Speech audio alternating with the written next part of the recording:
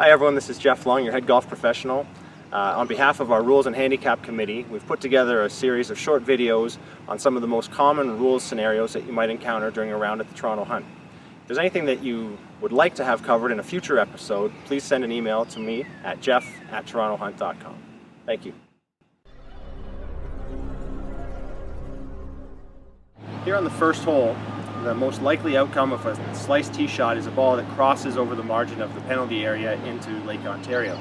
From here, the best relief option you have is to take 2 club lengths from the point that your ball crossed into the penalty area and play from there. So in this scenario, I now have my ball back in play and can go on to hit.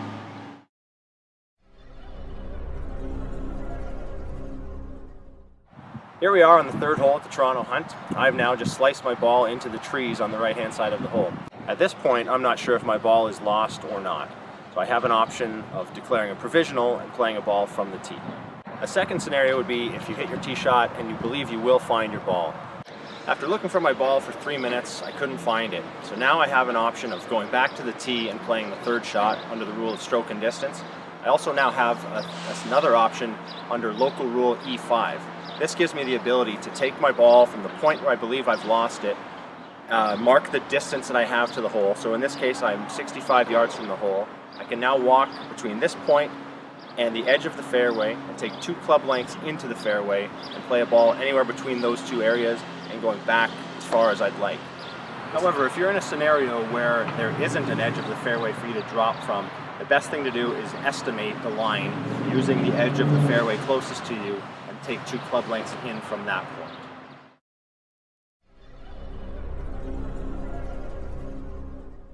The Golf Committee here at the Toronto Hunt has ruled that flower beds that are on the interior of the golf course are entitled to free relief under Rule 16, abnormal ground conditions.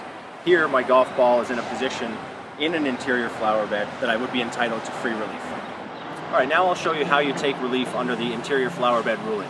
First thing you have to do is find and identify your golf ball. There's no relief if you can't find your ball. Next, we'll go to an area that's 1 club length into the free relief area. Okay, I'm now in an area that's within 1 club length of the free relief zone, so I want to be able to drop my golf ball no nearer the hole. That ball is now in play. Now my golf ball is in an area that is on a bordering flower bed, so free relief is not granted. I have the option of playing this ball as it lies. If I declare this ball unplayable, my best relief option would be taking 2 club lengths, not near the hole, most likely putting my ball in this area where I could drop from knee height and have my ball now in play.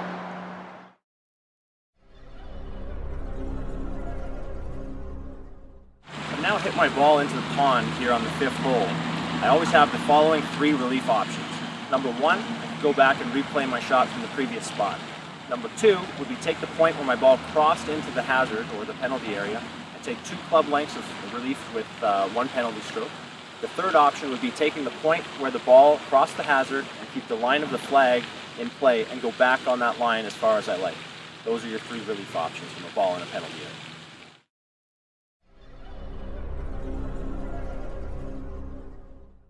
So I'm here on the 6th hole at the Toronto Hunt in one of our very deep bunkers.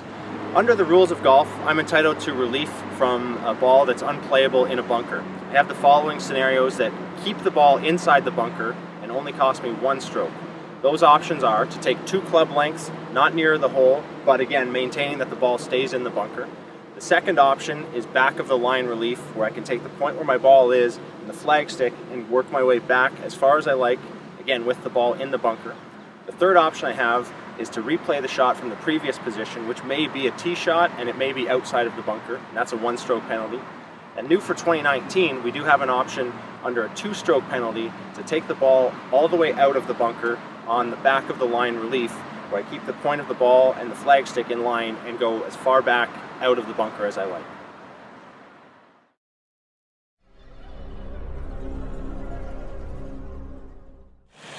One question that we get asked quite a bit at the Hunt is on the 7th hole here, is if I hit my tee shot into the pond, what are my relief options? The first option is to drop a ball within 2 club lengths from the point of entry, but that puts your ball on a severe downslope and sets up a very difficult third shot. The option that I prefer in this case is to come back to the tee, re-tee your golf ball, and play your third shot from off the tee. That sets you up for a much easier third shot.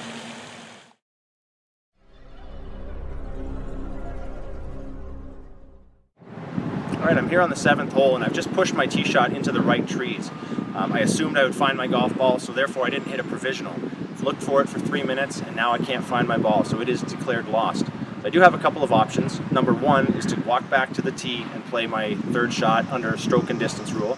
I also have the option under local rule E5, the new rule for 2019. What you end up doing is you take the point where you assume you've lost your ball, your best guess, take that point, find out how far you are, then walk over to the edge of the fairway at the same distance, drop a ball anywhere between those 2 points, and now your ball is in play, hitting your fourth shot with a 2-stroke penalty.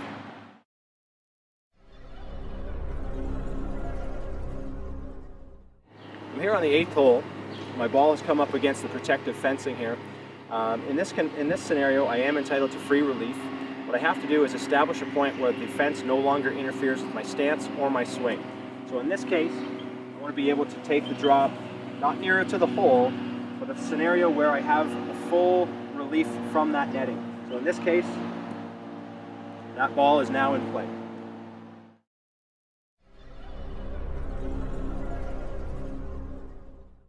I'm here on the 9th tee. Probably the most common result of a poor tee shot here is a ball that doesn't carry the ravine.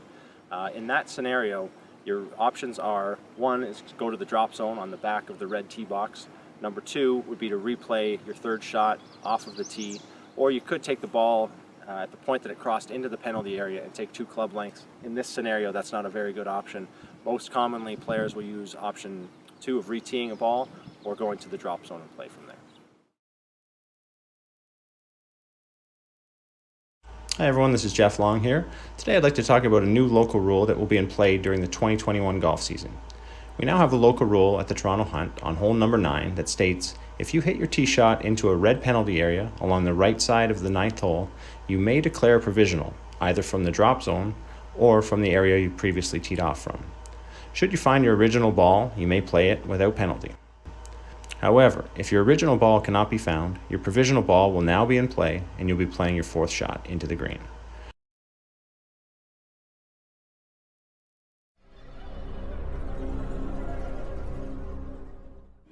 Alright, so here I am. My ball has come to rest in the penalty area. I did find it.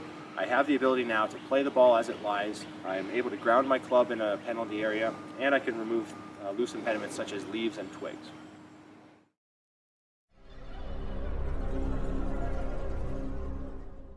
Okay, in this scenario, my ball crossed over the line of the penalty area. I can't find it. It's not in the in-play area.